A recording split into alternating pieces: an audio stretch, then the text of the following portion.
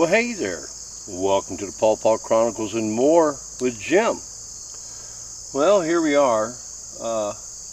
For a lot of people south of where I'm at, which is north central Ohio, pawpaw season is pretty much over with. Mine, however, is just starting to come on as far as getting ripe. And I've been checking the trees. My overlease has been fruiting, and the last of Rigel was harvested from.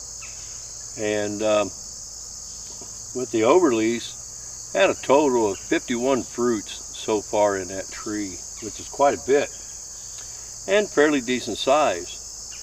And Canopus is just now starting to ripen up. Sunflower has a way to go. I come out here twice a day to check. This one right here is an NC1. And you can see the fruit here. I'm pretty excited about this fruit here because I'm looking at two of them probably going to reach a pound. I got two of them in that, well, there's a cluster of four. That and there's a cluster of two. It looked like they could reach a pound, and then I got another cluster back here. It looks like they could reach probably about 13 to 14 ounces. And that's all the fruit I had inside of this NC1. That being said, you know, one of the things that popped up on the Facebook group, Pawpaw Chronicles, was talking about rootstock. Now, something that I want to share with you, my thoughts about rootstock. The health of your rootstock. I think rootstock stems from the health of the tree that the seedling came from.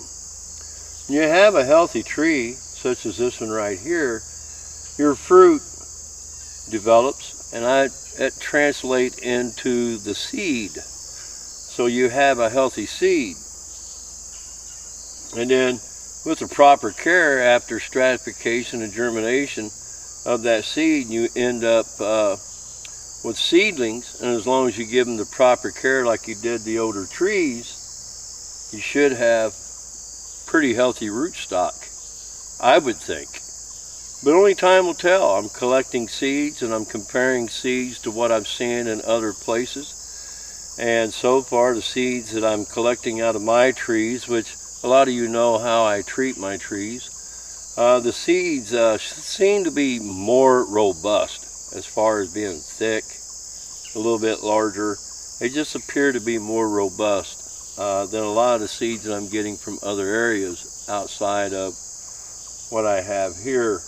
But I'm real excited about this tree right here because I'm looking at large fruit, for one, from a healthy tree, and I'm hoping for robust seeds out of this tree, and I'm hoping that we end up with some good rootstock coming from this tree. Although one of the clusters down in the bottom, which is two fruits, was a breeding that I did between overlease and NC1. I took pollen from overlease and pollinated, and then I protected the flower from there on out. And we'll see what kind of pawpaw we get out of that. Hopefully I'll be around long enough to see it get to a point of developing. Right now I've only have a handful, a small handful that are fruiting. I do have back behind me on the other side here, I've got Prima 1216 that has flower sets for next year, and I have an Atwood that has flower sets for next year, and over here I have a Benson that has flower sets for next year. Doesn't necessarily mean that they're going to produce fruit, but it's an indication that they're coming out of puberty, which means if not next year, the year after, those trees will be fruiting. But anyways, it's just my thoughts I wanted to share with you about rootstock. My name's Jim. If you like what you see, subscribe. Don't forget to click on that bell for any notifications. Any comments or questions that you may have, I welcome. Y'all have a God bless day.